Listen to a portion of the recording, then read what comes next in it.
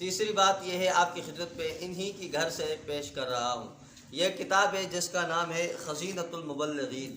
خزینۃ المبلغین کے اندر حضرت آدم علیہ السلام کے وصال کے حوالے سے لکھا ہوا ہے صفحہ 139 پہ کہ حضرت آدم علیہ السلام کا جب انتقال ہوا تو شیطان نے کیا کیا، آپ کے سامنے عبارت پڑھ کے سنا رہا ہوں۔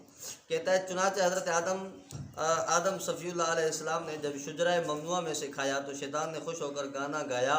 نیز جب حضرت آدم علیہ السلام کی وفات ظاہر ہوئی تو اس وقت شیطان اور حضرت آدم علیہ السلام کا بد نصیب بیٹا قابیل، جس نے حسد کی وجہ سے اپنے بھائی حضرت سیدنا حابیل کو قتل کر کے دنیا میں سب سے پہلے قتل کی واردات کی تھی، وہ دونوں بہت خوش ہوئے۔ یعنی شیطان حضرت آدم کی وفات حسرت آیات پہ خوش ہوا، تو یہی کام شیطان والا تم کر رہے ہو۔